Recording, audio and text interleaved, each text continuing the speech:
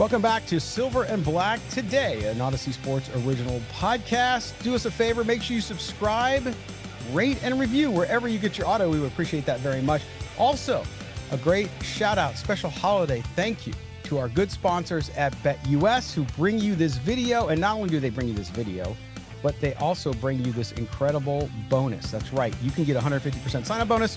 Use the promo code, It's the holiday season. Maybe I've been taking a little nip this morning. I don't know. YouTube 150. That's the promo code YouTube 150. And guess what? 150% on your deposit up to $2,000. That's your first deposit. Make sure you go start playing today. And thank you to the folks over there again for bringing you Silver and Black Today on video. Scott Branson, along with Mo Moten, we are your guides along this journey of Raider goodness. I say goodness because the Raiders won. Now, depending on how you are out there, Raider Nation, either you feel like Santa brought you a present or you feel like the Grinch stole something from you. We'll get into that. But I bring in my good friend Mo Moten here. He's my co-host. He is the senior NFL writer at Bleacher Report, little website you may have heard of. Also, he's the Raiders columnist at sportsnot.com. We like to call him Midtown Mo. Maybe he's Santa Mo these days. We'll see. You know, he's got nieces, nephews, all kinds of family. Maybe he's bringing gifts around the tree. We'll talk to him about that. Follow him on Mo Moten on X.com. That is Mo Moten, Moemoton. I am at LV Gully, and the show is SNB Today. We love engaging with you there, so please do so. And we welcome you back. A Merry Christmas to you. It is Christmas Eve. For those of you from across the pond, happy Christmas. Mo, you ever notice that? Like, Merry Christmas is very American, believe it or not. Most people around the world say, like, Happy Christmas. Have you ever noticed that? Haven't noticed that. But that's a good tidbit to know for our viewers outside of the U.S. in this thing. See these things that rise up when you're an older guy like me, by the way. Like, you get really impressed by little things that you, when you were 25 or 30 year old, didn't pay any attention to. So there you go. But I'm in the mood, dude. I love, I told you I love Christmas music. Some people are like, don't listen to Christmas music till December 15th or whatever. I listen to it right around Thanksgiving. I start listening to it. I listen to all kinds of Christmas music. I love it. And I love this time of the year. I know you do too, my friend. And for us, we're big Peanuts fans in our house. So we watch the Christmas special numerous times. We're drinking out of our, I don't have mine here with me today on set. I have my company cup, but we have our Peanuts coffee cups, Mo. So our house, and we have things around the house. I mean, I don't know like how you decorate around the house, if you do, but we go all out. My wife goes all out, and it's not like over the top crazy, but it definitely, although I feel like after the first of the year, man, it just, life gets more boring because all that stuff isn't around. It does. I guess when you're younger, there are less decorations. And as you get married and have kids, there are more decorations. So I'm on the less side of the spectrum when it comes to Christmas holiday stuff. Yeah. But I do, like, I'm a big Peanuts fan as well. So anytime a holiday comes around, I'm watching Peanuts. Getting into the holiday spirit, I have family here actually already. Nice. So it's always a good time. And I do play Mo Santa Claus or Santa Mo Claus or however you want to call it. Being that now that I'm closer to my 40s, I'm the one giving out gifts. I remember being younger and this being the most exciting time of the year. Now for me, it's more about giving to other people. Yes, and that's the thing I'll tell you, and I know we're going to get into football here in a second, but it is Christmas Eve, so we want to get into the whole holiday spirit here. Is I to your point, you realize you love giving, and like my wife was asking, let me know what the kids want to buy you something. I'm like, you know what? I don't want anything. Like, just have them write me a letter. Like, tell me. And I did this last year, and it was really cool. My kids all wrote me a letter. I asked them for Christmas last year. I said, write me a letter of one of the best times I ever took you somewhere. And it was surprising because, one child, this vacation here.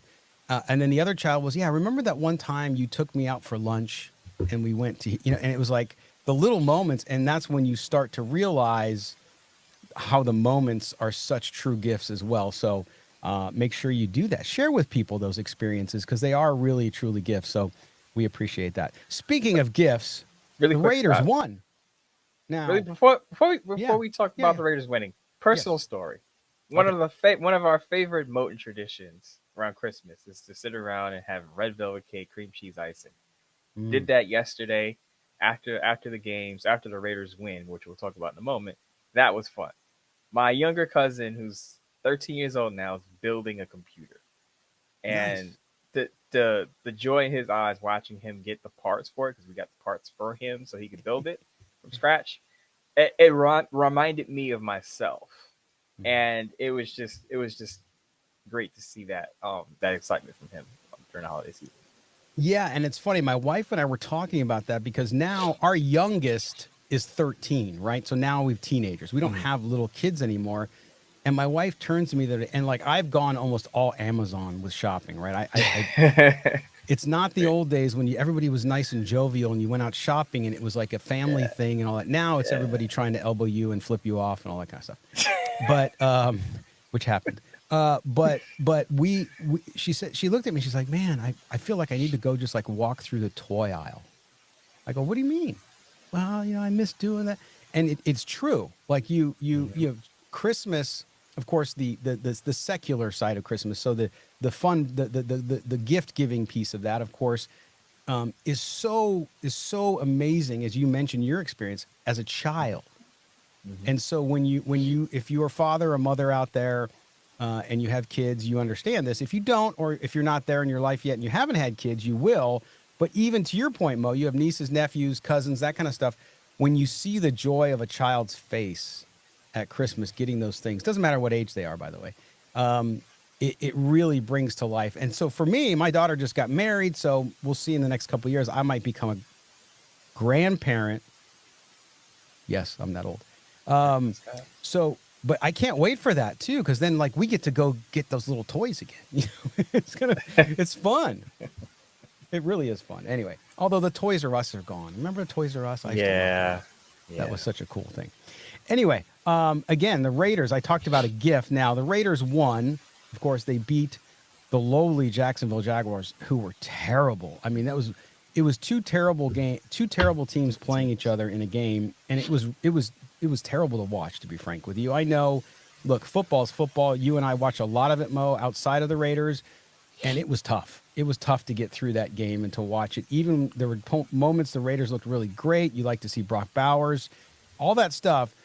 But these two teams playing together, I won't use it because it's not a politically appropriate, or I should say, politically correct way of describing it. I saw somebody on X describe it as two certain types of people fighting, and these people might have had some disabilities. And so it was crazy to see this. But the Raiders do win. They end the 10-game losing streak. And I'm really interested because I know we did not do a live show on Sunday, but I know you did your Bleacher Report live. What did you get? Like the reaction I got, I put out a post on Xmo just asking people, hey, the Raiders end their fifth longest losing streak in team history. How you feeling, Raider Nation? I just open-ended question, and I got inundated, and I would say 90% of the responses were people not happy with the win. How was your Bleacher Report? What were the fans telling you? So first of all, I'll compare it to, you ever watch two drunk people have a Thank you. fight? Yes. That's what it looked like. Yeah. Right. It was just uncoordinated action. If you want to call it that. But the overwhelming reaction on the Bleach Report Live was about 75-25.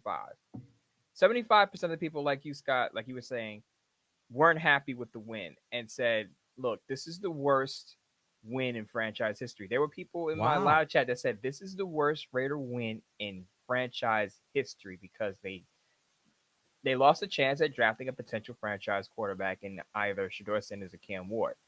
Now there was a 25% percentage of people that said, look, I don't root for my team to lose.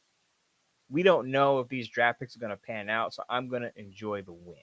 Regardless if the Raiders are 2-12, 0-14, whatever their record is, the 25% of the people said, we understand the ramifications of the draft order and drafting a quarterback. But again, they're like, how are we sure any of that is going to work out? I'm willing to wait to see how everything shakes out before I get super upset about winning a game against the Jacksonville Jaguars in late December.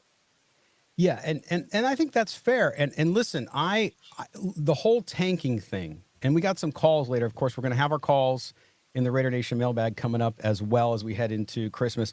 But I understand it. Like so I look at it as an objective point of view, and I don't root for the Raiders to lose ever because, frankly, it's bad for our business, right? We have more engagement. People are happier. They listen more. They watch more when things are going well. So anybody out there who's, oh, you just want them to lose. No, I don't want them to lose. But I do understand the point of view of like you understand, I think a lot of you, and we'll get to this in the second segment. We're going to talk about the quarterback situation. But a lot of you understand the importance because of the quarterback, right, in the NFL.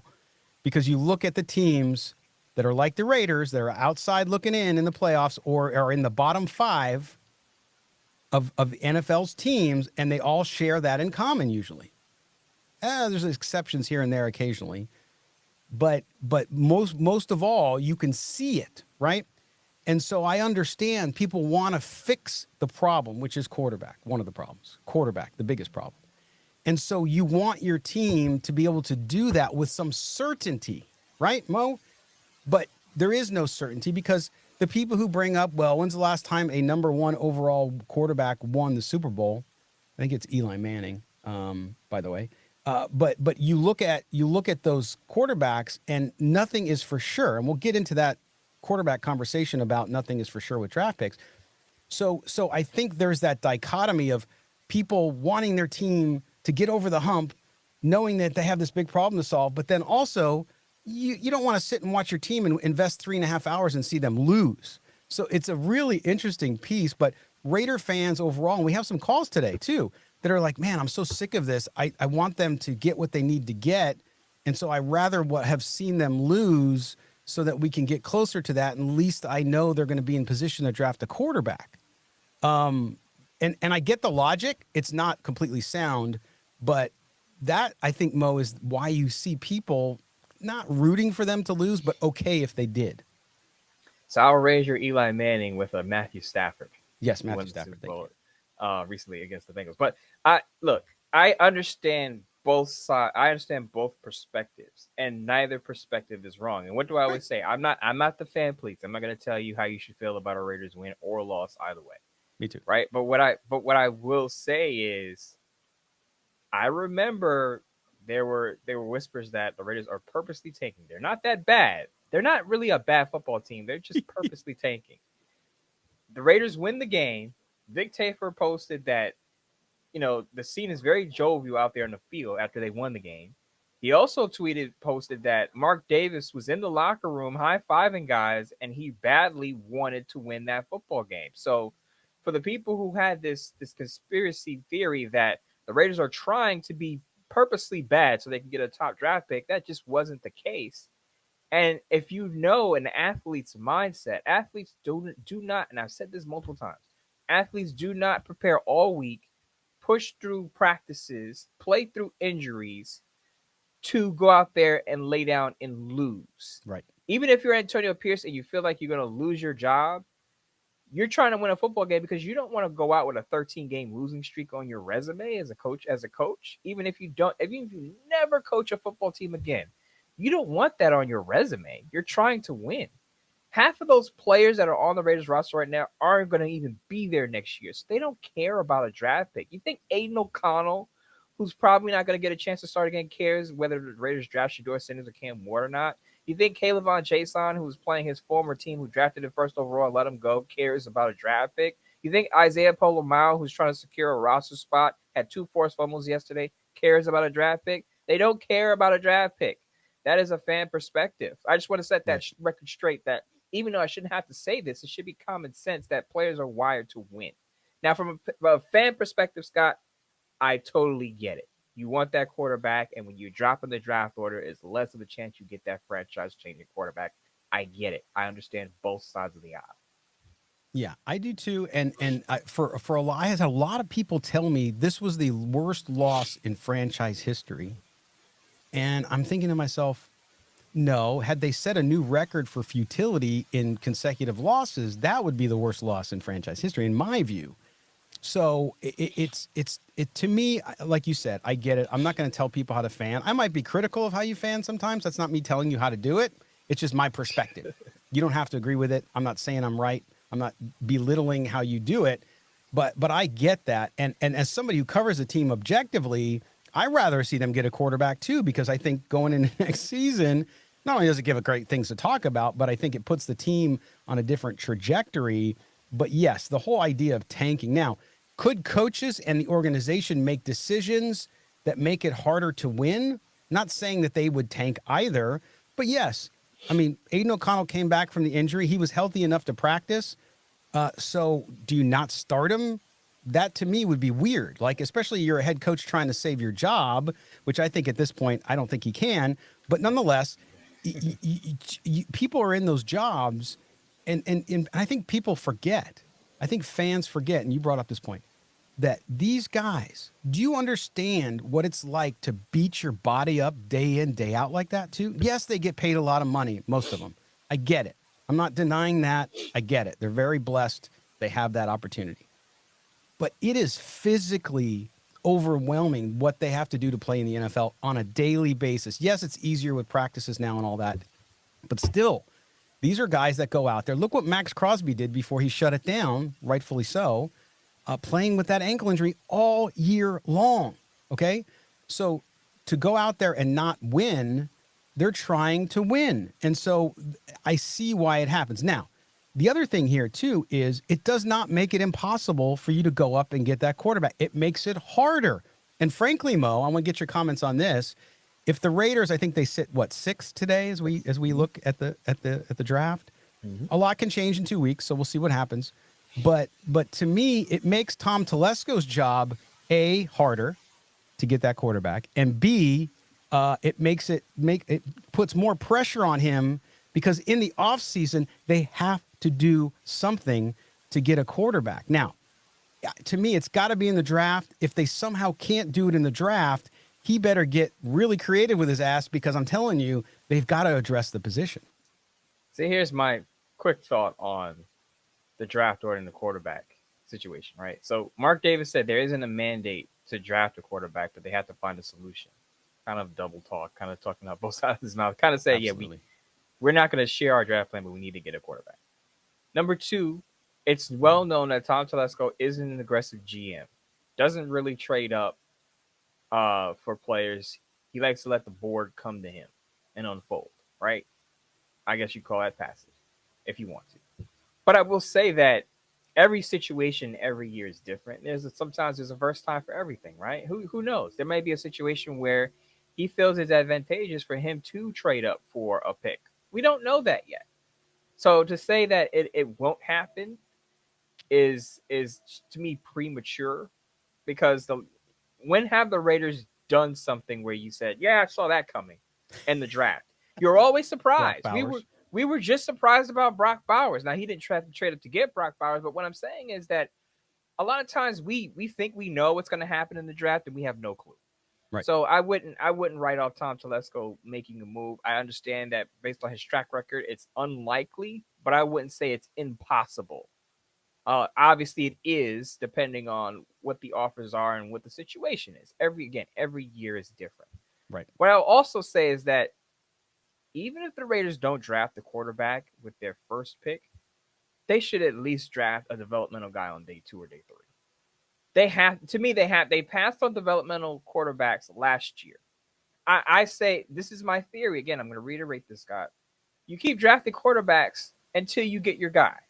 I don't care if you draft it in the first round, you draft them in the 3rd, 4th, 5th round. I'm not saying that you expect that 3rd, 4th, 5th runner to start, but draft a guy you can bring along, someone who's more mobile than Aiden O'Connell, who may have the tools, may not have the experience, may not have the mechanics you may like, but you can correct some of his mistakes, and who knows what he could become down the line. Yeah, and we're going to get full in depth. I want to talk more about this subject, Mo, and the quarterback situation and some of the feedback I get, because a lot of people will say, oh, you guys, you're talking about what the fans say. Yeah, because you guys are our listeners. And so people bring up good points. They bring up points that I just don't understand. But I want to talk more about the quarterback position and what the Raiders could do. And again, we're going to have a guest on after Christmas that covers the University of Miami to talk about Cam Ward. We've already talked about Shedeur Sanders. We're going to talk about Cam Ward a little bit to highlight those two quarterbacks if they're available to the Raiders later on. But we'll get to that here in a second. But we're going to step aside for our first break here on Silver and Black today, the Christmas Eve edition. As we come back, we will talk about the quarterback position. And don't forget, make sure you subscribe to the podcast wherever you get it. We are an Odyssey original podcast. And you don't forget to rate and review as well. We appreciate that very much. Also, our video brought to you by our good friends at BetUS, where, again, you get that 150% deposit bonus using the promo code YouTube150. Scott and Mo coming back right after this. Hey, everybody, it's Scott Branson from Silver and Black today. Merry Christmas to you and yours. Here to tell you about our good friends at BetUS, of course, the sponsors of video and so much more here with the show. They are wishing you a Merry Christmas, as we are, but also they're giving you the opportunity to, make some money this Christmas by betting football. As you know, Mo and I bet our football at BetUS as well. And so we want to show you a little bit and talk about, as we do every show, how great they make it to go and bet your football with them. You got lots of choices out there to do it. You can do it online with BetUS and also on their mobile app. Of course, we have week 17 in the NFL is getting started here shortly. And they make it so easy just by coming to the website, selecting the games you want to do. Of course, you have two games, on Christmas Day. The Chiefs and the Steelers, that's a big one with the Steelers, a 2-point underdog, as well as the Ravens and Texans. Ravens favored by 4 in that one as well. So it makes it so easy. And I'm going to tell you right now, I'm going with the Steelers. I'm going to do a parlay here. So if I click the parlay tab up here, you got to do a minimum of 10 points. I'm taking the Steelers, and I'm going to take the under on this one in that game. I'm also going to take the Ravens on this. And with the Texans there, I'm going to stay away from the over-under. I'm just going with that. So if you look at this parlay, basically it's a 3-team parlay, right? So I'm going to go up here, and I'm going to go ahead and put this in, if I can find it. There it is. I'm risking 250. I feel good about this one. It's a big risk for me at 3 teams, but look at that payoff, folks. $1,545.42 is there. So I'm going to go place my bets. And then I'm going to go down to show you here's my bet. So I took Pittsburgh +2. I know it's a risky one. I just feel saucy today. And the under 43 on that one, as well as taking the Ravens and the points there -4. So we'll see how we do. But I'm just telling you, you got to check out BetUS. Make it so easy to bet your football. That's why we do it here. And we're certainly hoping that you give them a try. Again, you get 150% sign-up bonus. Use the promo code YouTube150. That's up to $2,000 on your first deposit. 150%. They're giving you free money to bet with. YouTube150 is the promo code. Have a Merry Christmas and enjoy betting the games over at BetUS. Welcome back, everybody. Segment number 2 here on Silver and Black today, the Christmas Eve edition. Hope you're getting ready for a beautiful holiday with your family, friends, loved ones, wherever you may be. For those of you working over the holidays, I always call you out and thank you. My wife's family worked in the service industry. I've had family members in law enforcement, military. A shout out to all of those people continuing to work through those holidays so that we can be home with our families and stay safe and all that stuff. So thank you for that as well. We are an Odyssey Sports original podcast. Make sure you subscribe wherever you get your podcasts or audio. Don't forget to rate and review as well. Also, our video brought to you by our good friends at BetUS. Make sure you check them out. Use the promo code YouTube150. Get a nice little Christmas gift, 150% bonus. There's 3 games tomorrow, folks, in the NFL. You can bet those games and get that 150% bonus up to $2,000 using the promo code YouTube150. Scott Branson, Mo Moten back with you. Mo, we were talking about the quarterback situation before the break, and I just got to go on this little rant because I don't tell people how to fan either, but when it comes to football, I have a lot of discussions around football. You and I watch a lot of football. I watch a lot of college football. I watch a ton, obviously. You and I, all Sunday, we're watching all games. We watch them multiple times after Sunday. I'm shocked that people don't realize the correlation between having that quarterback, that franchise quarterback, and the correlation between that and being in the position to be a playoff team and then to go on. Doesn't mean it happens every year. I mean, you look at the Cincinnati Bengals. Joe Burrow arguably would be in the MVP conversation if his team wasn't under 500 and having a terrible defensive year, but he's there. You know that when they address some of those positions, you don't have to worry about the most position or important position on the field. I don't know why this thing like, well, we can get by with Aiden O'Connell. No, you can't. What do you think? Is it back to what we discussed like last week where it's just people don't watch a ton of football outside their own team, so they don't necessarily see the correlation? I think you've been talking to Jacob from Fresno a lot. If you think Aiden O'Connell could be the answer, I don't know if you remember the call that we had recently where he's like, "Could he be the guy?" And I almost flipped my biscuit listening to that. But I think it's a coping mechanism, Scott. To be honest with you, when you understand that you may have lost a shot, your team may have lost a shot to draft Shedeur Sanders or Cam Ward, you start to embrace the reality that Aiden O'Connell could be in the mix again to be the starter week 1. I don't think he will be, but I call that the coping mechanism. Okay, we're not going to get Shedeur Sanders and Cam Ward. You know what? We're going to be just fine with Aiden O'Connell. Doesn't matter. That's a coping mechanism. And the fact of the matter is, while I like Aiden O'Connell, we've said it from the beginning of the year. He could be a quality backup quarterback. He could step in and move the offense and be steady, not turn the ball over too much, and get you through a few weeks. But as the course of the season goes on, he is not a starting caliber quarterback. And the Raiders, again, are going to have to address that position one way or another. They're going to have to upgrade that quarterback room. Aiden O'Connell is not the answer. Now, will he compete for the job? The Raiders don't have to move on from these under contract, of course. But you would hope by week 1, 2025, you have a better quarterback on the roster than Aiden O'Connell. Right, and that's where I sometimes have some interesting discussions with people. Some of our viewers on YouTube have left comments.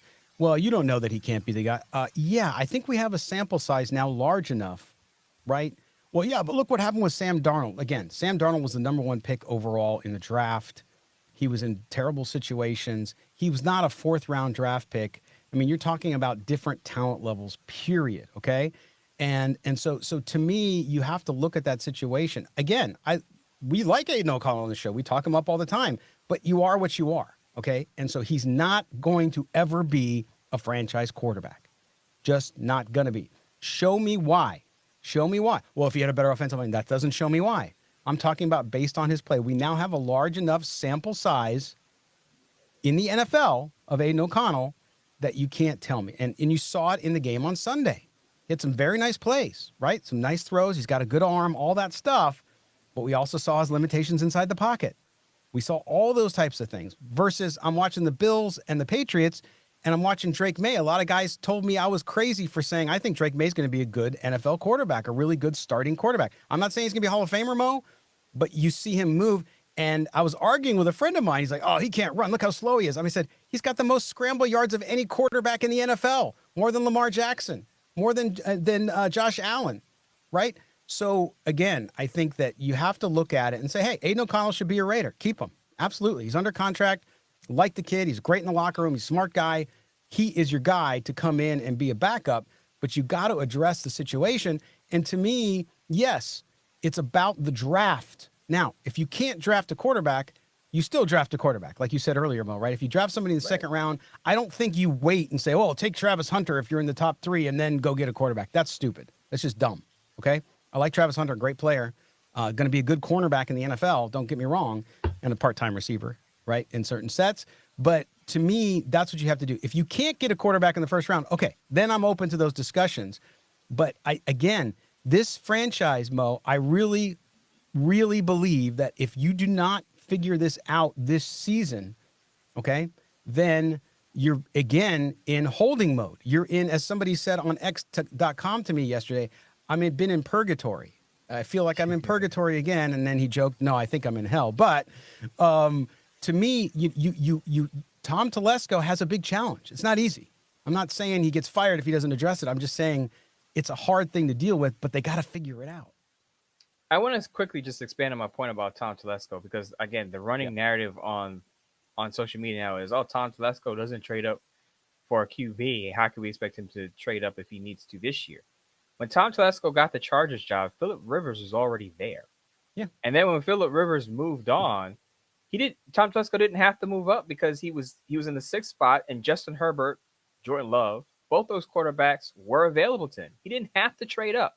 So he's never been in a situation like the Raiders situation where it was kind of a pressing issue that they need a quarterback. So again, this is my point about it being a new situation for Tom Telesco. You can't say because he didn't do it in San Diego / Los Angeles, he's not going to do it in Las Vegas. Again, he hasn't had to do it. Phillip Rivers was there ready. Justin Herbert was available for him. He didn't have to trade up.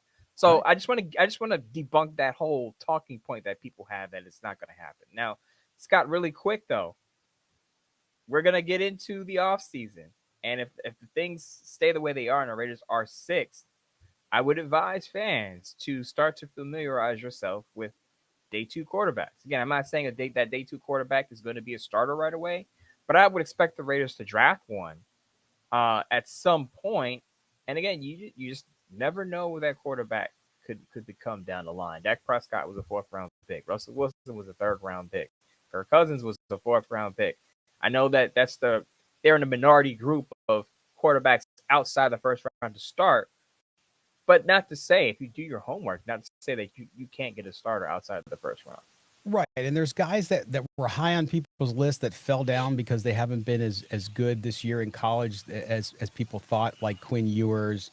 Again, I'm not saying they draft Quinn Ewers. I'm just naming some names here.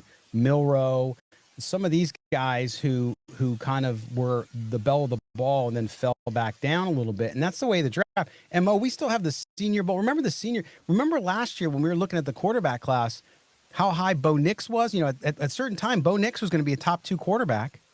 Now he's doing okay in the NFL, but he was going to be a top 2 quarterback. And so was Michael Penix, right? When he wins that championship game before the national championship and losing. And everybody thought he was going to be top 5 pick. And then so things change. You're right. And I'm not saying Shedeur Sanders and Cam Ward are going to go below number 4. I just don't think they will. But again, you don't know what's going to happen. Suddenly a guy goes Senior Bowl, the postseason stuff gets really hot and he becomes a hot property.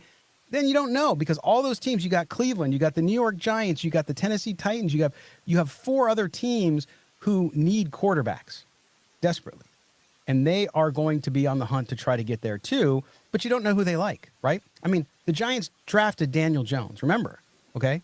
And you got the Mack Wilson example. You got all these things, and you don't know what teams are going to do, right? So to your point, I do think you have to familiarize yourself with day 2 quarterbacks, but that doesn't mean that that's your plan going. Your plan isn't, well, we're going to take the best player available and just get a quarterback in the 2nd round. No, I think their plan has to be, we're going to try to get that quarterback. If we don't, which is a distinct possibility, then you go to plan B, you get best player available. There's great offensive lineman. There's great defensive lineman, the kid from Penn State. I mean, there's great players that are going to be in the top 6 that can help this Raider roster that has a lot of needs. But again, a young quarterback is so big. I remind everybody who argues with me, 7 of the last 11 quarterbacks in the Super Bowl were on rookie contracts, right? So these are guys that were on rookie contracts, got to the Super Bowl, not necessarily won the Super Bowl, but they were there. So this is why it's important to do that. And just stop with the Aiden O'Connell can be a franchise quarterback. He cannot be. He just, if you're watching him play and think so, I can't help you. I mean, again, it might be time to put the gummies down. That's all I got to say. We like Aiden O'Connell, but they have to improve that. What about the Sam Darnold stuff? I have a lot of people on my timeline. Just go get Sam Darnold. Just go get Sam Darnold. Just go get Sam Darnold. We talked about this. Elite play caller in Minnesota. Okay. And why would Sam Darnold go, even as a free agent looking for money? Let's say the Vikings win a game in the playoffs or 2. Do pretty well. So he sets himself up for a nice payday. Why would you go from a 13-14 win team and looking for an opportunity, then go to a team that's got 2 or 3 wins? Here's the other thing, Scott. I don't think the Vikings are going to let him hit free agency. I don't think so. If you're the Vikings, J.J. McCarthy had a meniscus tear and had surgery or surgeries multiple on his knee. And while he did play in the preseason, having that injury year, you might want to hang on to Sam Darnold, who helped you get to 13, 14 wins. I think they franchise tag him. and say, we'll give Sam Darnold another year to see if he can build on that year, and give JJ McCarthy more time to recover and get up to speed. There's no rush. It's the Green Bay Packers, Aaron Rodgers, Jordan Love plan. Now, Aaron Rodgers is much older than Sam Darnold, but we're not rushing our young quarterback in when we got a guy in right now who's leading us to a ton of wins. Right. Other notes, guys, I just want to say for the people who were on Drew Aller, he is going back to school. So if you're thinking about the Penn State quarterback, that'll be 2026. But look, the options are slim pickings next year when it comes to, top quarterbacks and free agents. Now we'll see who's going to be available. Everyone is dreading that the Raiders are going to sign Kirk Cousins. I would not like that because watching Kirk Cousins, I have a co-host partner in Coy Wire who's a Falcons fan. Kirk Cousins looks done. Now, maybe a better offensive coordinator will be able to resurrect him, but that shouldn't be the Raiders' project, in my opinion. They need to go younger at quarterback. Right, and to your point, if Tom Telesco just can't get a deal done to get one of those top two quarterbacks this year, if they're in position to do that, and it's going to be tough, it really is, because of all the other teams that need to do it. And some people will overpay and set their franchise back despite getting their quarterback, and you don't want to do that. But you look at guys like you said. You mentioned Dart. You mentioned Kyle McCord at Syracuse, former Ohio State quarterback. Howard at Ohio State. You got a bunch of different guys. Gabriel. There's guys there that you can develop, but they'll still have to improve the quarterback room. And how they do that, there's many ways to do that. So we'll see how it all ends up. But either way, they don't have the answer at quarterback. It's completely evident. And they're going to have to do something about it. So we'll see what that is. All right. We're going to take our final break here on Christmas Eve. We hope you're enjoying that and getting some cookies or eggnog, whatever. You're not an eggnog guy, are you, Mo? No, absolutely not. Good. Okay, yeah, me either. No. I rather just drink the bourbon straight. Forget putting it in the eggnog. And so we're going to take that break. When we come back, we're going to get to your phone calls on this Christmas Eve. We'll see what Raider Nation is up to, what they have to say about the win, about the team, about the coaching staff, all that kind of stuff. Coming up here next on Silver and Black Today, an Aussie Sports Original Podcast. Our video brought to you by the folks over at BetUS. Don't go anywhere. We're coming right back. Enough of hearing us talk about the Raiders. It's time to hear from you. Any Oakland Raider fan, Las Vegas Raider fan, stand up. On this edition of the Raider Nation Mailbag. That black hole rocking and rolling. Don't be a wallflower. Be a part of the show. Leave your question or message by calling 702-900-7869. That's 702-900-7869. Or drop us an email at mail@silverandblacktoday.com. All right. It's time to get to your voice. Let's get your calls in here. If you want to be a part of it, next time, you can call us at 702-900-7869. That's 702-900-7869. You can also send a text to that number. We get texts, and I read them as long as I remember to go get them in the voicemail box and in the phone. I will read them. We don't have any text messages this week, but we do have plenty of voicemail, which we're going to get to. And I just want to say, too, since we're in the Christmas season, that I want to thank all of the viewers out there who call in. It seems like every week now we're getting one or two new callers, which is great. We get a lot of callers, a lot of our MVP callers, as I call them, guys like Tarek and Yandog and Misha in Orange County, and of course Jacob in Fresno. Yeah. We love those guys calling in. They're consistently listening to the show. You guys make the show better. That's why we do this segment. We used to do it once a week the last couple years. And that's why we move it to doing it every show now, because we love talking. You guys bring up such great points, makes Mo and I think, which sometimes is difficult. Florida. Yeah. Yes. All kinds of great folks out there. So we love to get to it. And we're going to start off. It is Christmas, right? So for those of you who celebrate, of course, it is a religious holiday. And so I figured it would be appropriate that our first call come from our good buddy, Pastor Mike behind bars. Of course, Pastor Mike does God's work behind bars, helping out prisoners and so on with the prison ministry, which is amazing work. I know somebody here in town who does that as well from our church, and it really is something very, very important to make sure those folks that are incarcerated get that word and get their life turned around. So, all right, here we go. Here is Pastor Mike. Scott, Mo, Pastor Mike behind bars.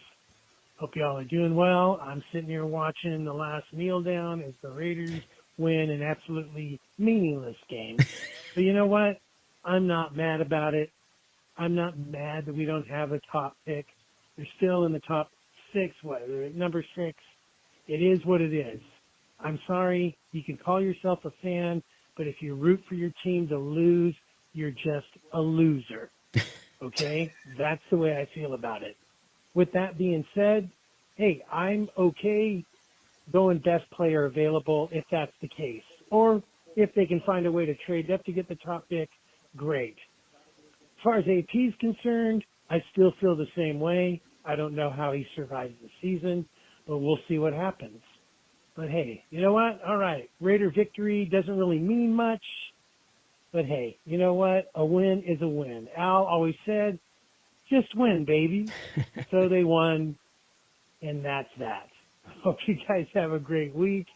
I'm happy, kinda, and yeah, we'll talk to you soon, man. Raiders. There you go, Pastor Mike behind bars. And I think he made the point you made earlier, right, Mo? Which is, look, you don't want your team to lose. You understand it, but at the same time, you don't root for them to lose. Right. It's kind of like players are wired to go out there and win football games. A lot of fans are wired to just root for their team. No matter, regardless of the situation, they can't say, I don't want my team to lose. You know, while they do understand the draft implications, they're not going to actively root for the other team. It's just not a lot of fans' DNA, and I totally understand that. So again, I understand both sides of the spectrum.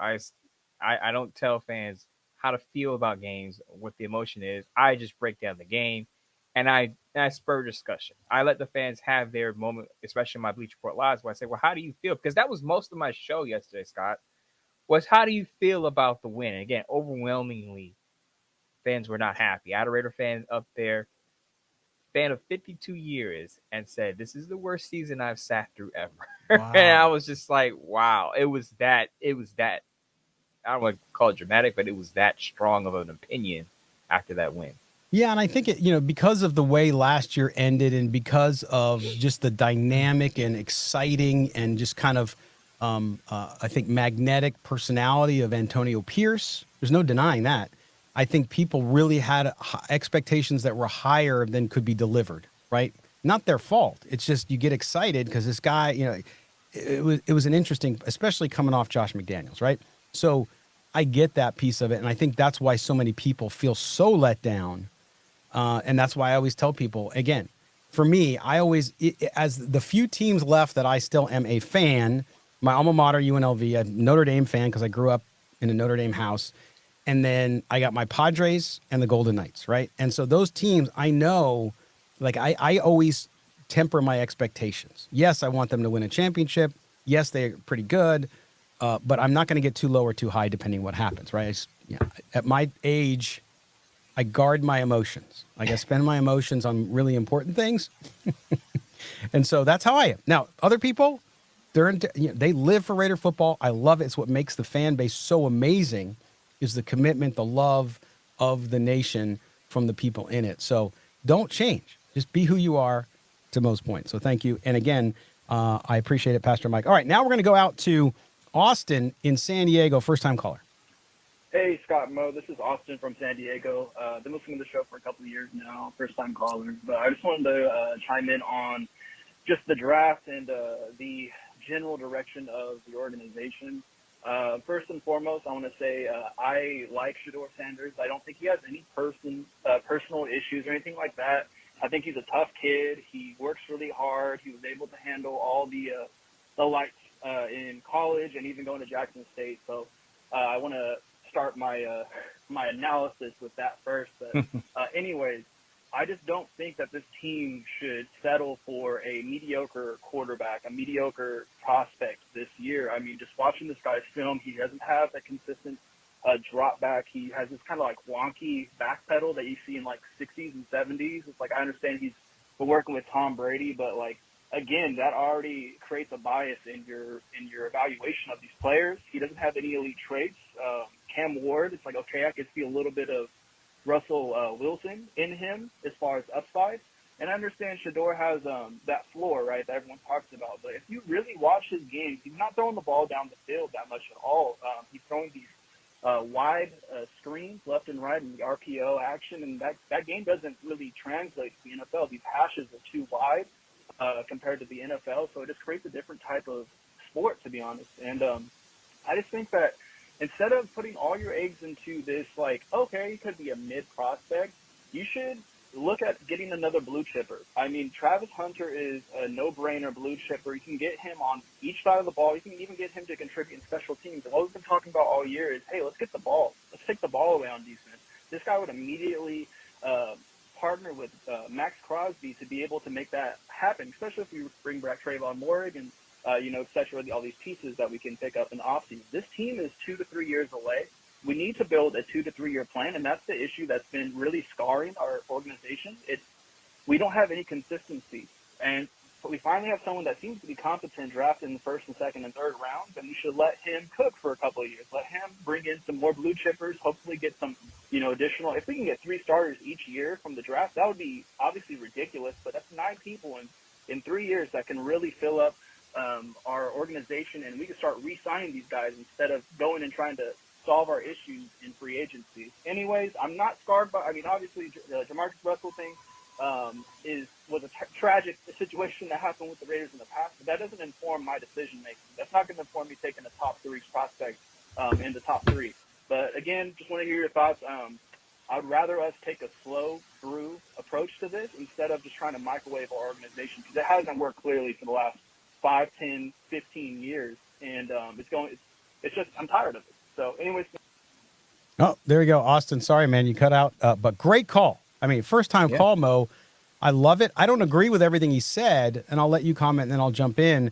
But his idea around Sanders and not being elite and the concerns he has there, and then with Austin's idea, and I agree with him on this one, this 2 to 3 year plan of knowing where you're going to go and not trying to do it overnight. What do you think of that? So I'll start off with what I agree with. And he's right about trying to microwave yourself into being a contender. I wouldn't reach either. If you don't think, a quarterback who's available at 6, right? Because that's what they're picking right now. If you don't think the quarterbacks available at 6 are good enough to be first round picks, if you don't have a first round grade on them, don't draft them at 6. Mm-hmm. Bad organizations reach. You don't reach for need. I understand the quarterback position is the most important position. We've said that millions of times on this show. But you do not reach at any position, in my opinion, right? Now, if you want to trade back into the first round for a quarterback who may be available in the second round, I gave the example of Lamar Jackson, who the Ravens got last pick in the first round. Can you believe that? He was the last pick in the first round, now a 2-time MVP. So this goes back to my point where you can get a franchise-altering player outside the top 5 if you do your homework and really believe in that player. Now, what I'll push back a little bit on Austin is a lot of things he just said about Shedeur Sanders not throwing the ball downfield, the hash marks, are a lot of the same things people said about Bo Nix, right, coming out of Oregon. He doesn't throw the ball downfield. I don't think his game translates. Now, I'm not saying Austin said this, but that was the commentary on Bo Nix's game. Does that translate? What he did at Oregon, will that translate to the NFL? And I'll say to Austin that when you have a quality play caller, I'm not saying he can work magic, but he can make a lot of things work. And Sean Payton is making it work in Denver right now with Bo Nix. I'm not crowning Bo Nix a success on the NFL level by any means. He has a ways to go. But it's working out pretty well for now with the Denver Broncos. And again, it traces back to having a quality play caller in place. So that totally, absolutely matters. The other thing I want to touch on really quickly, he talked about Travis Hunter, and I agree with his point about Travis Hunter. The problem is I don't think Travis Hunter is going to be available for Raiders at 6. I believe that the Patriots are at 2 and the Jaguars are at 3. The team neither team needs a quarterback, right? So the team that doesn't trade down or doesn't, move out of that spot, both those teams are probably eyeing Travis Hunter because they have their quarterbacks in place. Patriots have Drake May. The Jacksonville Jaguars have Trevor Lawrence, whom they paid. They just signed him to a $275 million extension. So both those teams could use a Travis Hunter at 2 or 3. So I don't think Travis Hunter makes it out of the top 3. Like Austin pointed out, is going to be an elite prospect, maybe the overall number 1 prospect on a lot of teams' boards. He's going to be off the board by the time the Raiders get on it at number 6. So he won't even be in the discussion. I think the running back out of Boise State, Jonty, could be an option at 6 for the Raiders if possible. Yeah, for sure. And I think too that, and Austin's very well educated. Obviously, he studied Shedeur Sanders. I get a lot of people who come at me about Shedeur Sanders who've never really watched him because I can tell by what they say his weaknesses are, right? And arm strength is not a weakness. Because he's not throwing the ball long doesn't mean his arm. And by the way, there's plenty of quarterbacks, I'll remind you of Jeff George, who have cannons for arms that don't, that's not everything. You have to be able to read defenses. You have to do all these kind of things. And with Shedeur Sanders too, remember, I mean, Tom Brady won 7 Super Bowls being a short intermediate throwing quarterback. Yes, he could throw long too when he needed to, but that's how he lived and that's how he won. And Shedeur Sanders has a 73% completion percentage. I mean, it's unbelievable. So there's upsides. I'm not saying you got to like him. And we don't know how the Raiders feel about him. To your point, Mo, if the Raiders have him 1 or 2 on his board and they somehow can get up to get him, they will, or they'll try. Okay. And Travis Hunter, I love Travis Hunter, right? But again, to Austin's point, with Max Crosby, you get another cornerback. I without addressing the quarterback first, I just, even if I had the number 1 pick, I wouldn't take Travis Hunter. If I'm the Raiders, I might trade back to somebody who wants him and pick up some extra capital because he'll be valuable. But, I really think he's going to be a cornerback. And yes, he'll be in on some gimmick plays, but that's sort of what we see from most, I think, respected analysts who talk about the future of Travis Hunter. But a great athlete and a great call, Austin. Thank you so much, man. We appreciate it down in San Diego. All right, now we go out to one of our MVP callers, one of our longtime callers, and that, of course, is Tarek. Here's Tarek. Hey, Scott and Mo, this is Tarek. Call you guys from Chicago. I mean, all you can do is laugh at this point. I mean, when it rains, it pours. We just simply can't do anything right as a franchise. I mean, when the team loses when we want them to win, and they find a way to get a meaningless win with a lot at stake when we need them to lose. Today we dropped from the first overall pick to number 6, and that's just a really, really bad situation. We got nothing out of this win, and this is for a coach who's not even going to be there. So what's going to happen? It looks like we're going to have to mortgage the future to move up to the top 2 or 3. Probably, our first round pick this upcoming draft, first round pick probably in 2026 and 2027, and possibly a blue chip player just to get a guy that we would have probably had we lost out. Or they're going to stay put in reach, maybe make a reach for a quarterback who is a question mark and not necessarily a sure thing. So this is just one absurd season. It's one thing after another, and definitely looking forward to hearing what you guys have to say. I wonder what will happen the next 2 weeks as far as will they continue to plummet, or do they still have the opportunity to move up based on what other teams do as well? But it's just ridiculous to be bummed and exhausted after a win because there was so much at stake, and we all needed them to lose out. So. Happy holidays, guys. Merry Christmas. Love what you guys do. Have a great holiday, and I'll talk to you guys later. Take care. Bye-bye. All right, Tarek, thanks, man. Happy holidays to you as well. Mo, his point, though, there about the Raiders reaching, I agree. You don't reach for someone. But to his point, going from 1 to 6, if you like Shedeur Sanders or Cam Ward, either one, and you want to move up to get them, and you give up picks for it and even a player for it, does that matter if you really believe he's the guy? No, it doesn't. I remember Brandon Beane, the GM of the Bills, said that they were criticized for moving up for Josh Allen. Where are those critics now? I wonder what they're saying right now. I remember there was a radio host, I believe it was, that said he would quit his job if the Bills drafted Josh Allen. I don't know if he's back on the air or not. Right? I'm not sure. I have to check back on that one. But my point is that during the pre-draft process, we all have our opinions, right? None of us are right all the time, and none of us are GMs or scouts for the most part. Some of us maybe had some dabblings in scouting department study, what have you. But everyone's going to have their opinions of this guy's not worth this. This guy should be a second, third round pick. And every year we're wrong about one of the top prospects. I remember Christian Gonzalez was supposed to be a top pick, and he's playing like a top pick that he should have been. He went all the way from 17 to the Patriots, I believe. So even the guys in the pros get it wrong when they're evaluating these players. It's a tough job. But again, I just wanted to say that for the people who are emotionally distraught over the Raiders winning, understand that, one, the draft order is going to change. The Titans are going to play the Jaguars this upcoming week. Both teams are 3-12. Now, if you're a Raider fan, you want the Titans to win that game, simply because the Titans need a quarterback. So you want to get ahead of the Titans in the draft order. The Jaguars don't need a quarterback. So even if they are ahead of the Raiders, so what? They don't need a quarterback. They may be interested in moving back. And the other point I just made about, the draft evaluation process, we're all going to have our own separate thoughts about these quarterbacks. Austin had a really good breakdown of what he thought about Shedeur Sanders. Though we may not agree with him, I respect his opinion because obviously he's done his homework. But we're going to see how this pans out. And there may be a quarterback. We talked about the Senior Bowl early in the show. There may be a quarterback that rises up the ranks that a lot of people haven't talked about much, that may be out there that say, you know what, I wouldn't mind taking that quarterback early second round. Derek Carr was a second round pick, became a starter. Now, regardless of your feelings about Derek Carr, I don't care. But my point is, he turned into a solid starter. And before he had that leg injury, a lot of people thought Derek Carr would be able to lead the Raiders to the promised land. He was a second round pick. So let's just keep that in mind. Before we throw up our hands and say it's over, the Raiders are not going to get a franchise quarterback, there's still 2 weeks left in the season. I think the draft order is going to change.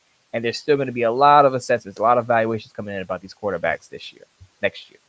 Absolutely. And I think, like you said, you have to keep drafting until you find the guy. You look at the past 10 drafts, the Raiders have taken 2 quarterbacks. You go back to, where is it? Oh, I just lost it. Obviously they took Aiden O'Connell 2 years ago. But before that, the Raiders, since Derek Carr, have only taken 1 quarterback in the draft. You look at some of the other teams out there. Now, these are not great examples because they've had guys not work out, but you also have some pretty good quarterbacks that went through. The New England Patriots in the last 10 years have taken 5 quarterbacks. The Jets, 5 quarterbacks, the wrong quarterbacks. Cleveland Browns, same thing, 4 quarterbacks. The Denver Broncos, 4 quarterbacks, as well as the Washington Commanders have taken 4, going back to Sam Howell, Dwayne Haskins, and so on. So it's, to your point, I think if that's the guy and you want him, people complain when you trade draft picks, and then they complain when you don't trade draft picks to move up to get a guy. So like it all depends on if your team believes that he is the guy. If they believe in Cam Ward and Shedeur Sanders are the guy to lead them in the promised land, then they will do whatever they can. So Tarek, thanks for the call as always, man. We appreciate it. Now we're going out to Antonio in Modesto. Here's Antonio. Hey, what's up, fellas? This is Antonio from Modesto, a.k.a. Raider Tone. Lifelong Raider fan. Grew up in the East Bay. Got to see the glory days. I'm 59 years old, so I've seen the good, the bad, and the ugly.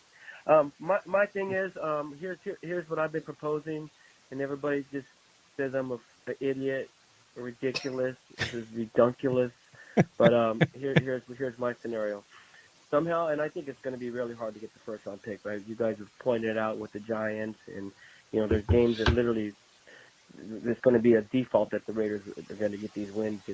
Like maybe the Chargers are not going to play anybody, and this coming up game on Sunday against Jacksonville. But here's what I do: if you do get the first-round pick, I'd package a deal. I'm looking for a blockbuster. It's a dream. It's literally probably never going to happen, but I'm saying it first. Well, I don't care if I'm first or last in this conversation because the way the Raiders are going really doesn't matter. Hopefully, at some point they'll turn things around. But here it is: you package the first. If it's the number 1 pick, you throw in 87, who I think they're showcasing right now. That's my opinion. You hear JT the Brick every day on the show. Why isn't Brock getting 22 or 11 tries? We already know what Brock's going to do. Brock's going to cook. But you package Myers. You throw in their number 1, like I said, if it's the number 1 pick. Throw in another number 1 if you can. And here's the kicker. You trade Mad Max Crosby, and you go for Joe Burrow. Cincinnati is not going to be in a good position next year. You package that. Predicated that the Bengals are going to, take Schroeder or whoever the number 1 kid is, and we package that deal. I know the Bengals have Kendricks, they're a good another guy on the end, and their defense is pretty decent. But I like Max Crosby. I'm not in love with Max Crosby. I'm a guy that's seen Reggie Jackson get traded in the 70s. I think Ken Stagel get traded on the on-deck circle. I've seen it all. So I'm not married to Max Crosby. Max Crosby is a very, very good player. I still think he bites on the run a little bit. And this is not a Max Crosby hate session, but just for the sake of discussion, he bites on the run a lot. He takes that outside pass rush, but I still wouldn't put him as an Aaron Donald type. I wouldn't put him even as a TJ Watt. TJ Watt mastered that punch out the ball thing, which Max Crosby doesn't do yet. So that's what I do. A one, and Max an 87, package 87 in. I think package 87. There was something going on, whatever personal reason 87 was going. But I enjoy the show. I listen to it every day, whether I'm driving in my car, taking a shower.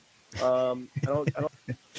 Oh, Antonio, the time was up, man. Sorry, buddy. But thank you for the call, man. We appreciate you calling in. And from his perspective, I mean, for the Raiders to get Joe Burrow, I would love it. I think it's impossible. You don't trade one of the top 4 quarterbacks in the league.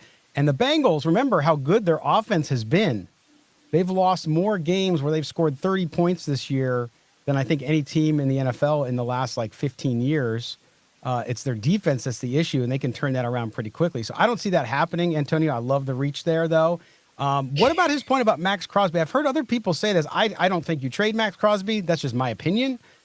But, Mo, when you have that kind of piece and you're trying to build a team around, I don't think you trade that with the desire to go get a quarterback. Now, in defense of Raider Tone, he did say it was a long shot. Yes, he did. He did. Absolutely. He said, I don't think it's going to happen, but he's going to put it out there. He's thinking it. But what we could take from Raider Tone's call is he would be okay with trading Max Crosby in a package deal to get a franchise quarterback. Doesn't have to be Joe Burrow. Even we don't think that Joe Burrow is going to be on the move, even if he's unhappy in Cincinnati, what's going on there. He is okay with trading Max Crosby for a franchise quarterback, and a lot of fans would disagree with him on that premise because they love Max Crosby. And this goes back to my point about a lot of people get attached to players. And I understand that. Sure. They sign autographs. You may see them at a practice. You probably wear their jersey. You may have their jersey framed on your wall. I get it. And there are some fans who think like a GM, as Raider Tone is thinking, and saying, look, if we can trade Max Crosby with a package of picks to get a franchise quarterback, I'm all for it.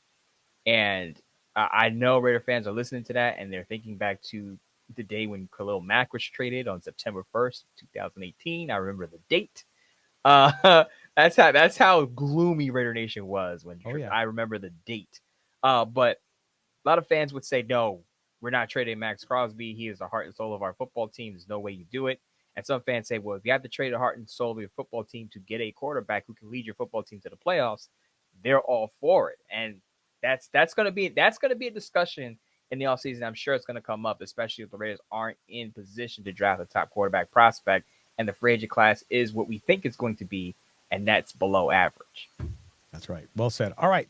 Thanks again, Antonio, for your call. Make sure you call in again, buddy. And now we're going on to Raider Skeptic.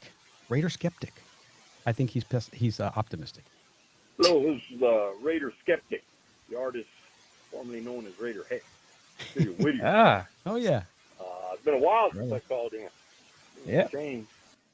They got Diddy and Jay-Z. Oh, my goodness. Pizza Mania burned down, so you guys are sliced there. Oh, my goodness. Coming back. The Raiders still suck. I was just calling in just about the coaching situation. I think they need to fire AP and bring in John Gruden. Bring him back. Bring him back. My They goodness. still owe money. So bring Gruden back. He'd be free? Just tell him the week of the draft that it's been postponed and send his ass to Cabo for a week so they don't mess that shit up. But, yeah, I think they need a veteran coach to deal with the AFC West coaches. But yeah, well, that's it. Go Raiders. Have a good one. All right, there's Raider Skeptic with one of the more enjoyable calls there. He brings up a good point, though. I mean, we didn't spend a lot of time. They did get Diddy, and I don't know about the Jay-Z thing yet, but we'll see. But anyway, he brought up the point though about Antonio Pierce, and we haven't talked about the coaching thing. We kind of kicked that horse last week, but I saw a lot of people. I sent you the text, Mo. People, and Murph went nuts on this actually on our post game last week, where people are saying, "Well, see, they're playing hard for Pierce. He'll keep his job." What do you say to those people who say that? Players playing hard for you is not enough to keep your job.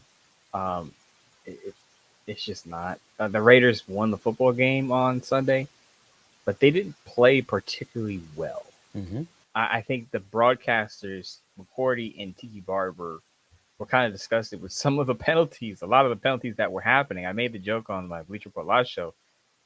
The Jaguars and Raiders were just trading penalties at one point. The Jaguars kept running off sides, and the Raiders kept having false starts, and it was like 3-4 consecutive plays. It was a lot of sloppy football. So you don't ever apologize for winning. A win is a win, whether it's sloppy, clean, neat, whatever the case is.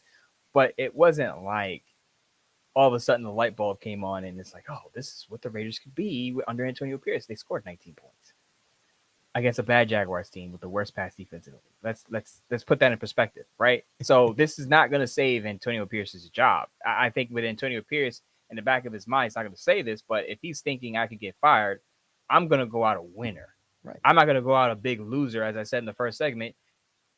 I'm not going to go out a big loser, losing 13 straight games if I'm Antonio Pierce and have that on my resume. I want to go out a winner. So this is why you saw the celebration in the locker room. You saw the players who are playing for him happy that they won the game for their head coach who may not be there next year. So they understand the situation. What I will say to Raider Heck about his John Gruden proposal, right? And I've seen this from other fans too. And I know Raider Heck having a lighthearted moment, and it was hilarious. Raider Heck, please continue to call in with these calls. But the John Gruden thing is not going to happen simply because if you remember, Tom Brady was on the shop, and he said the Raiders had a chance to sign him, and he said, "You're gonna stick with that, MF?" Yeah. It's clear now, based on the reports that came out, that the Raiders were interested in Tom Brady, and they decided to nix the deal when John Gruden was there. Tom Brady, who's now going to have influence over Raider decisions, probably isn't going to bring in John Gruden, who said no to him when he was interested in joining the Raiders years ago. Gruden wanted to keep Carr instead, so that's what it is. To your point, I think people forget about that because Gruden is such a big personality. He's funny on the Barstool stuff now that he's doing because he signed with them, and so people love the stuff you like about John Gruden is always going to be the stuff you like about John Gruden. And can he coach? Yeah, he can still coach. His personnel stuff was a disaster, but again, this is why the Raiders need to move forward and figure out what they're going to do because you just can't live in the past. You got to move forward. But Raider Heck, I appreciate the call. Now we're going out to Yandog, our guy Yandog up in in New York. Here we go. Hey, Scott, Mo, this is the Yan Dog. Not too happy tonight, losing or beating Jacksonville. I don't know where that's going to put us, guys. And I was hoping that we could have got one of those quarterbacks. I don't even know if we're going to be able to get that. I know there's a few other good ones out there, but these are the two that I had my mindset on. And I don't know what it looks like, man. I just can't believe that they beat them. And now the New York Giants team is sitting alone with just 2 wins. And from what I hear that they like Cam Ward. So, and I don't know who's going to get Shedeur Sanders now and how it's taking place because, I don't know, it's confusing, man. I just can't believe they had to beat Jacksonville by 5 points, 19-14, and I don't know, man. I don't know what the story is there. I can't predict it. I know there's some other good quarterbacks out there, like they got a good one in Ole Miss, one's in Texas, and you guys – a couple other ones, but who the hell knows how it's going to pan out. Even if they could have got Travis Hunter, that would have been good too, but they need to fill up a lot of spots. The last thing we need, though, is Minshew starting at quarterback in 2025 for us. That would be a laughing stock. Now, look who won at quarterback today, O'Connell. He was our best quarterback. He pulled out the win for us, but I don't know. I just want let me know, you guys, what you think about this situation, and I appreciate your feedback. And that's about it, guys. And have a blessed day, and we'll talk soon. Bye-bye. All right. Thanks, Yan Dog. Merry Christmas, my man. And we talked about this a lot earlier, but I do think that you look at the quarterback situation and really I do agree with the people who said it goes back to, and we understood it. We talked about this at the time when Pierce chose Minshew as the starter to start fast. We saw that, and in retrospect, again, it's easy to look back on things. Aiden O'Connell has been their best quarterback. He was their best option to win. And who knows what would have happened this season if he would have gone with him earlier.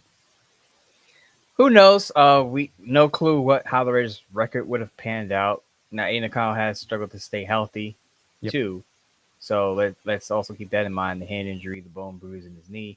He's been banged up, and he does take hits in the pocket because he's not now. He did have some mobile moments yesterday. He did. Sunday. He had some moments where we saw some wheels. I believe he had a career high in rushing yards, 18, 19 yards. He led the Raiders in rushing at halftime, by the way. So he had some moments where he was showing some mobility, some functional mobility. Functional mobility. Right. But as Yandog says that, if the Raiders start the season with Gardner Minshew and Aiden O'Connell as their top two options, that is a failure of an offseason, in my opinion. Just in my opinion, you have to bring in someone to compete with those guys for the starting spot. Now, I will say about the quarterback class, how do the Raiders feel about Jalen Milroe? Now, I don't think Jalen Milroe will be able to start right away in this league. May need to sit a year, may need to sit a half a year, 3/4 of a year, whatever the case is.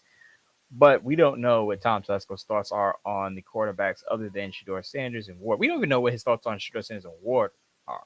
So Tom Telesco right now is the mystery box. And I think he should retain his job. Pretty good draft class. I think Antonio Pierce, as you know, is going to be out.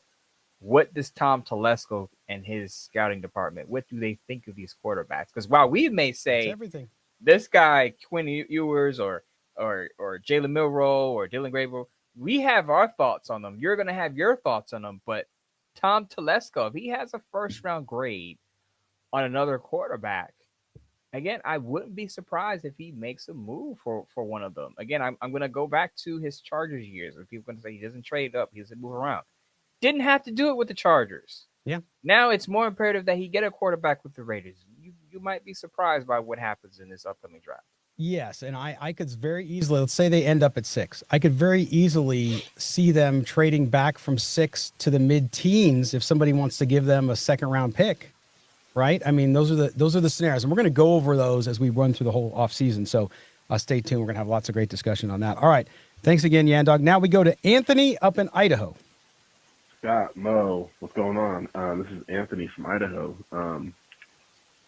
Hey, so I'm not mad about the win. I know a lot of people are mad about it. I know that we are trying to lose out and get the top pick in the draft, which I totally get. We need a quarterback really badly, and Shedeur or Cam Ward, to me, are worth one of those first two picks.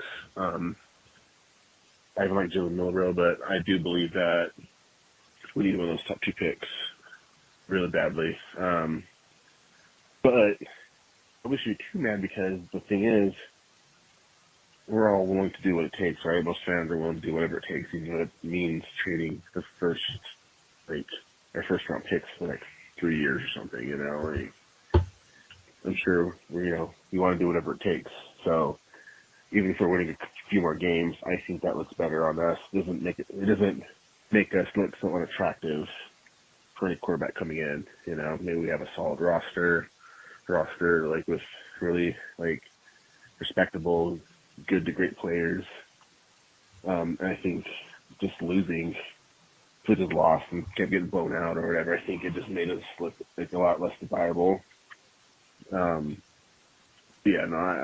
I like being. I would like to be part of a winning culture. You know what I'm saying? Not too mad about the win. I do think that, at least in our situation with cap space and everything, and the potential of being outside of those top two picks, I think finding a vet in the offseason namely Sam Darnold. I really hope we stay far, far, far, far, far, far, far away from Kirk Cousins. I don't know. He's a former top 3 pick. I do believe he has all the talent in the world to become like a really good to great quarterback in the league. He's on a contract. I think we should consider that and have those picks to help build the rest of the roster. But yeah, those are just my thoughts. Yeah, go Raiders. All right, there's Anthony in Idaho. I just don't see Sam Darnold with the Raiders in any way or fashion, Mo. Sam Darnold has been with unstable organizations, right? Got drafted by the Jets. To the dumpster fire they are still to this day. Carolina Panthers, unstable organization. It didn't work out. The Raiders, while they don't have chaos like the Jets do, the Raiders have had a lot of turnover. Mm-hmm. A lot of instability there with the Raiders, if we're being honest about this franchise. And again, if you're Sam Darnold, you're now with the Minnesota Vikings, who usually don't have a lot of chaos, and you're on a playoff team. You just won your 13th game. You have a quality play caller in Kevin O'Connell. If they're offering you the franchise tag, I know it doesn't give you a lot of long-term security, but it's an opportunity for you to go back to the playoffs again in your Sam Darnold to show that, yeah, I am a starting quality quarterback. And this applies also to work situations. And this is advice I've gotten in my younger years. You can always make money. If you're talented and good at what you do, you can always make money. But you're not always going to find good management. You're not always going to find a good environment to optimize your skill set. Make sure you get into a good environment, because it's better to take less money in a good environment and succeed than to take more money, go into a bad environment, and probably eventually lose your job, have a lot of strife in your life, career-wise, personal-wise. Choose the best situation. Don't always go for the best contract or the most money. Now, easier said than done for people who are out there chasing the cash. I get it.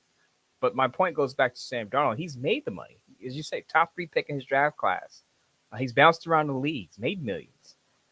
If you're Sam Darnold, you want a stable situation with a team that is playoff bound, the Minnesota Vikings, versus going to a team that has a lot of turnover.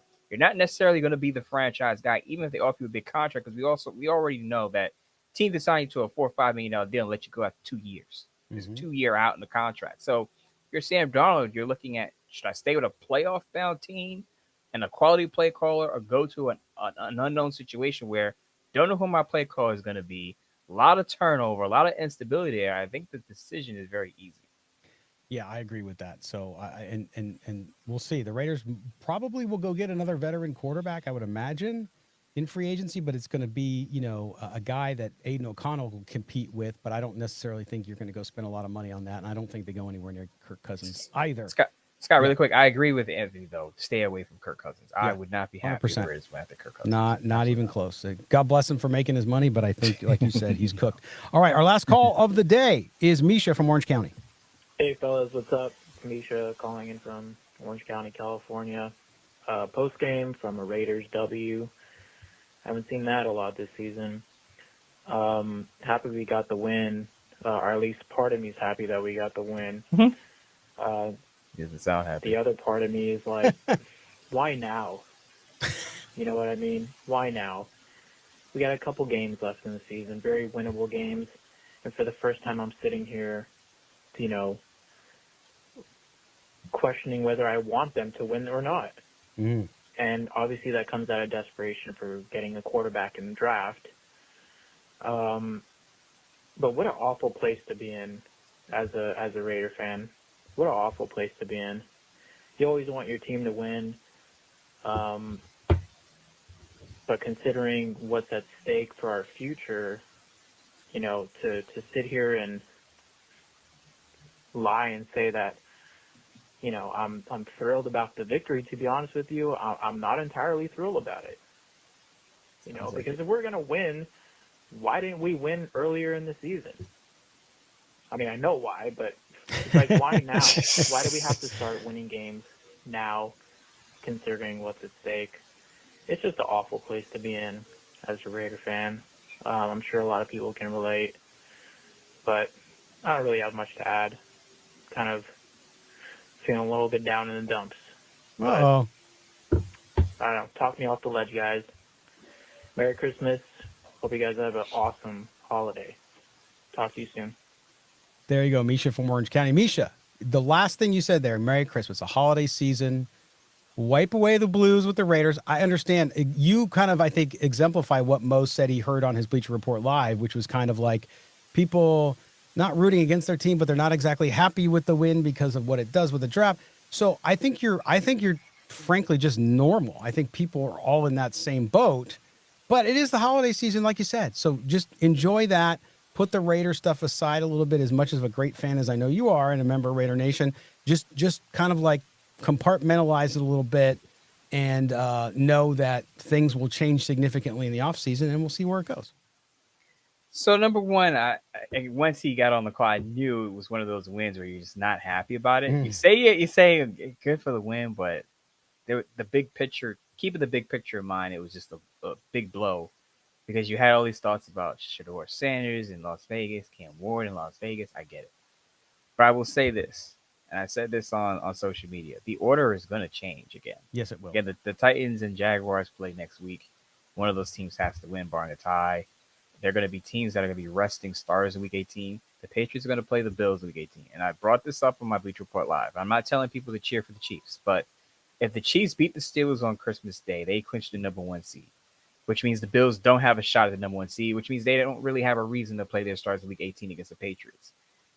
The Patriots and the Bills had a close game on Sunday. Yes. Bills only won by a field goal. Mm-hmm. So can you imagine what could happen if the Bills would arrest their starters against the Patriots? The Patriots may win that football game. Again, football players are not wired. It's a home game. It's a home game. And it's a home game for the Patriots. So there's a possibility that the Patriots win. There's a possibility that the Titans are going to win.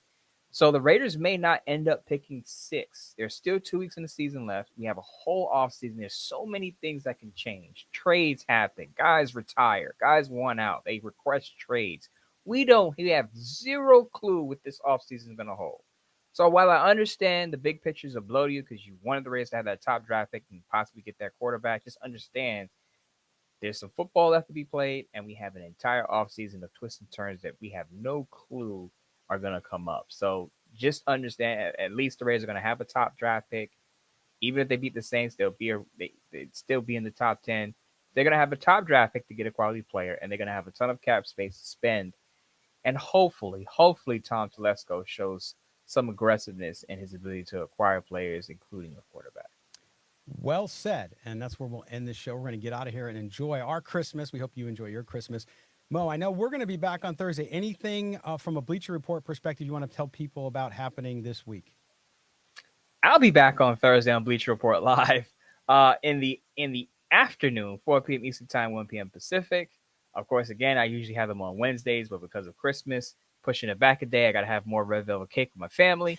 And then I'll get back to my Raider Nation family on Bleacher Report Live. Also, I have a piece up on Bleacher Report outlining the top head coaching candidates for the 2025 hiring cycle. And my guy, of course, Liam Cohen is listed, but I also have 7 other candidates that may be of interest to Raider fans, especially if you're thinking Antonio Pierce will be fired at the end of the season. Yes. I also am a Liam Cohen fan. I also like Joe Brady. So I'm sure he's on your list. So we'll do that. Make sure you read that as well. We'll be back Thursday afternoonish as well. We're going to turn around a show same day since we'll have Christmas off. So we appreciate that. So we'll be back with you here. Then if you want to be part of the show next week, or I should say next Thursday, on this Thursday after Christmas, 702-900-7869. Again, 702-900-7869. For our producer, Mike Robier, for Mo Moten, I'm Scott Branson. Have a Merry Christmas, everybody. We will see you on Thursday. Take care now.